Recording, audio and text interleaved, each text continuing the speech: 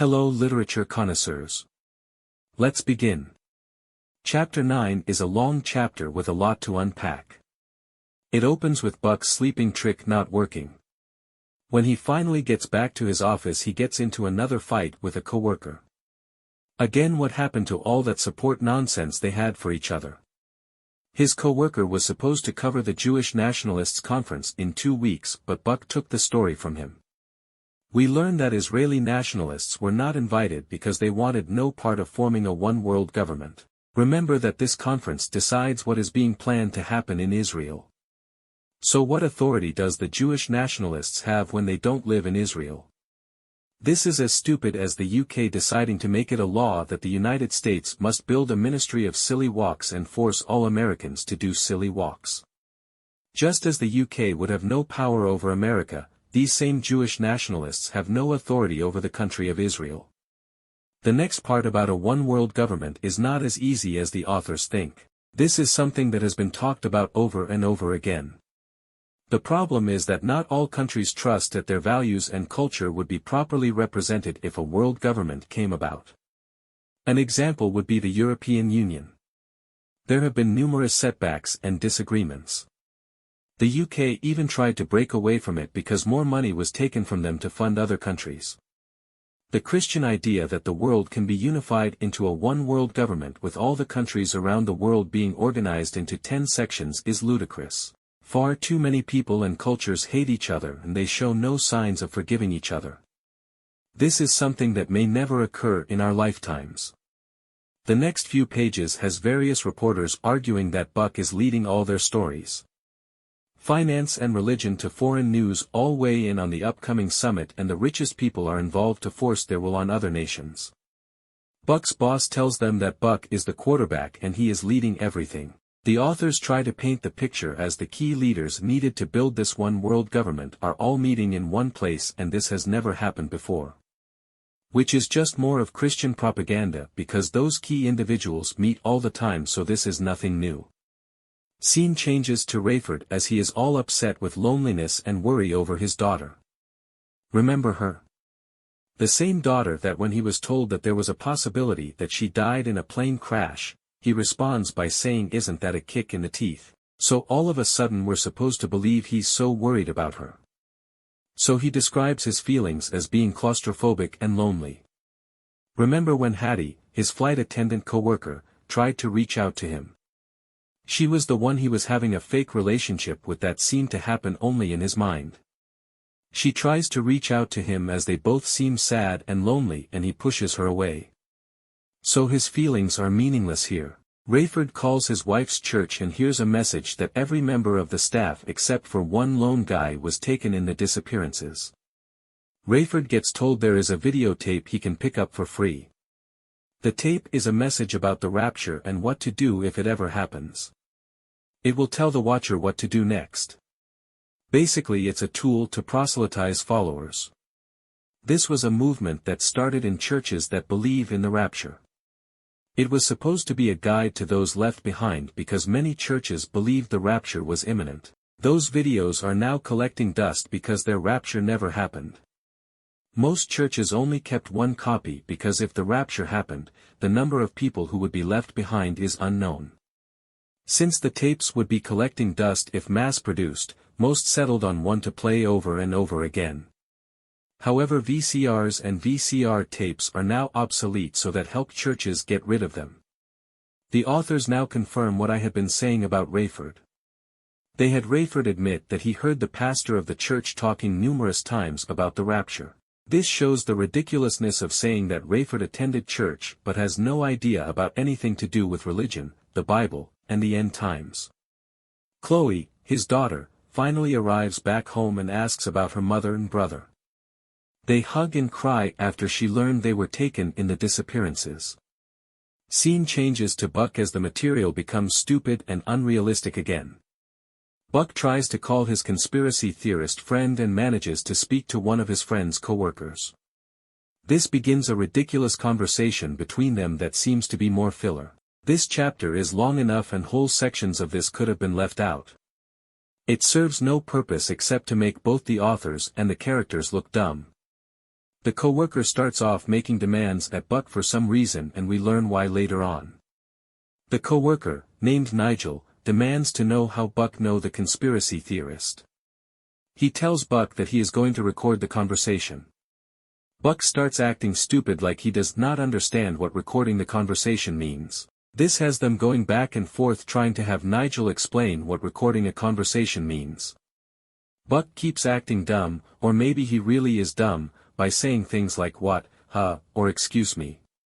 Buck finally gets around to telling Nigel that he is going to record the conversation too. Nigel becomes offended for some strange reason. This is stupid because a normal person would not mind and reply with something like okay or sure, whatever. Instead they go back and forth again like they are having a pissing contest over nothing. Nigel then asks Buck to keep what he is saying on both their recordings as being kept off the record. So now the plot becomes more ridiculous to make such a big deal over recording their conversation only to try and keep everything said off the record. Nigel asks a series of personal questions to find out if Buck really and truly knows the conspiracy theorist. Once satisfied, it gets revealed that the conspiracy theorist was found dead in his home with a bullet wound to the head. Buck then tries to probe Nigel on what happened, and we learn the authorities ruled the death as a suicide. Buck is not convinced, but Nigel uses the disappearances as an excuse for why he killed himself. On the record or off the record, why should that whole recording even matter? Nothing here made it seem as if the suicide was still under investigation. Nigel does not seem to disagree with what the local law enforcement concluded. The whole beginning to this is utter trash. Buck hangs up with Nigel and runs to his boss to demand he get a flight to fly out and investigate the scene of the suicide. His boss agrees and remarks that he needs to be back in time for the conference. Scene changes back to Rayford as he once again is complaining to himself. He is now mad at his daughter because she won't leave the house or make him feel better. She's busy grieving and packing up the belongings of her mother and brother. He figures that after she cries herself out she will start making him feel better, but then he again complains that she is taking too long. Bloody Father of the Year and a good look at how Christians behave. Chloe finally gets around to making conversation with him, and she remarks that people in California are convinced that the disappearances were the work of extraterrestrial abductions. She prides herself that she was raised like her father to be rational and skeptical, but neither are rational nor skeptical, and it is doubtful that the authors understand what that is either. Based on their writing, rational and skeptical people don't jump to conclusions that an invisible man living in the sky made people disappear. Chloe then makes a statement saying that the disappearances had to be either supernatural or otherworldly. Again, not a statement that rational skeptical people make. Chloe here creates a false dichotomy fallacy. False dilemma or false dichotomy is a formal fallacy based on an either-or type of argument. Two choices are presented, when more might exist, and the claim is made that one is false and one is true, or one is acceptable and the other is not. Chloe goes on to say that while she doesn't believe in the alien theory, she believes that if extraterrestrials were involved then they would either try to communicate, or take over, or demand a ransom for those they took. If we assume that extraterrestrials were behind the disappearances, then the answer to each one of those possibilities is, not necessarily. The first thing to point out is that if there were extraterrestrials and they abducted a large portion of the population, that does not mean that they are invaders. They could be scientists studying life on a new planet they discovered. When human beings take species to study, say frogs as an example, humans do not try to contact all frog life to explain or communicate. Humans are not trying to conquer the frog nation, and are not holding the frogs hostage for ransom. Unless we actually spoke to those extraterrestrials, they may not even consider humans to be sentient compared to their standards any more than humans consider frogs to be sentient life forms to communicate with. Chloe asks Rayford if her reasoning makes sense. Remember that we are supposed to believe that both Rayford and Chloe are rational skeptical people. I would beg to differ because all we seem to be getting is Christian logic, which is not logical at all. If we look up rational we get, having or exercising reason, sound judgment, or good sense. Skepticism is an attitude of doubt or a disposition to incredulity either in general or toward a particular object. The doctrine that true knowledge or knowledge in a particular area is uncertain. And the method of suspended judgment, systematic doubt, or criticism characteristic. None of which Rayford or Chloe have demonstrated. Rayford then responds by saying that his logic has been pushed to its breaking point. Whatever that means. Just because something unexplainable happens does not mean you just give up trying to understand it or find out more.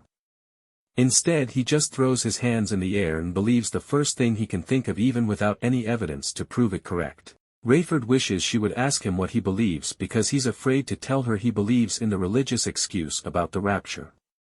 He remembers that she hates religion more so than he did and now wants her to agree with him that the religion argument was true. There is more backstory about Chloe when she was younger and she would come home from parties she attended drunk to the point that she vomited all night. Rayford and his wife decided to ignore this behavior until it reached a point they could no longer do so. Rayford tried talking to her but she dismissed him and she dismissed him quickly. So he gives up but then she stops him. She begs him to keep trying to reason with her to get her to stop. She says she wants him to read her the riot act. Wait. What now? This whole scene is sickening. How embarrassing that they need their child to teach them how to act like parents. Was this the authors trying to teach the parents of their church about how to be parents? Whether religious or not, a parent is not gonna let their child talk to them like that. Not that a child ever would. I can only see a parent acting like that if they don't care about their children at all. But then again, Rayford did not seem to care about his daughter dying in the plane crash, so it makes sense they would not care if she became an alcoholic as well. Insert eye roll here. Rayford goes on to say that he doesn't want to reprimand his daughter because he loves her and acting like a parent causes him pain. So instead he tries emotional manipulation by crying and she gives in to him. He now regrets it because his daughter turned out just like him. Insert eye roll here. The authors slip in another comment about people living in California being stupid and gullible to believe anything. Exactly like how they believe that their imaginary friend is a real being. 3 words, pot, kettle, black. Rayford pushes Chloe because she is not eating and she finally gets around to asking him what his theory is. Rayford explains that he buys into the religious excuse and she quickly dismisses him. She ranks his theory as being on the same level as the extraterrestrial invasion theory. Rayford becomes defensive and asks her what her theory is. Presumably to dismiss her own idea the same way she dismissed his. The problem that she gives a very rational and skeptical answer by saying that she does not know. This makes Rayford more defensive. Rayford argues back and Chloe gets another hit in as she tells him that he is going with the least painful option. This is a good well-argued deduction on her part. This is amazing after all the nonsense she was spouting earlier about the extraterrestrial invasion. Rayford starts shouting and asking her to explain how the people vanished and how did, whatever it was, chose whom to take. She already stated that she does not know, which means she does not have the burden of proof. Rayford made a positive statement, not her. Because she does not know it doesn't mean that Rayford is correct. He is not correct until he meets his burden of proof. Committing an argument from ignorance fallacy is not a win for Rayford or Christians in general. Rayford makes a strange comment about the Russians having a death ray. This reminds me of Dr. Evil. This is the phase where we put a giant laser on the moon. As you know, the moon rotates around the Earth like so. When the moon reaches its appropriate lunar alignment it will destroy Washington, D.C.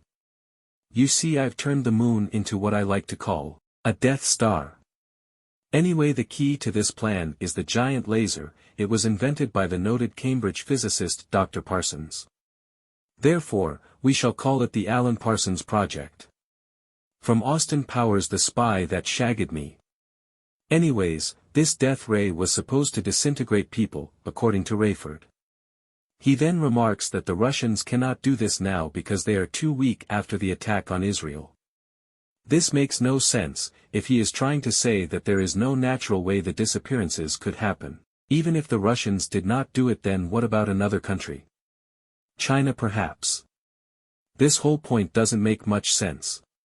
Chloe now becomes defensive and they start going back and forth with each other. Rayford commits a number of fallacies that typically Christians use and have been debunked. He then sums up his rant by saying that the illogical people, meaning his wife and son, are gone and the logical people were left behind, meaning him and Chloe. He states that because they are like this, they missed out on something wonderful. There are problems with this, one being that Rayford is admitting that you must be gullible in order to be a Christian. The authors are admitting that you cannot be smart and be a Christian. Probably because smart people tend to not fall victim to the fallacies religions use or see beyond the manipulation they use. Though this is not always true. No evidence is presented to back up the claims that God is behind it. We get no evidence that his wife's God exists or that God was behind the disappearances. What if it was another God that did it and Rayford is wrong in thinking it was his wife's God?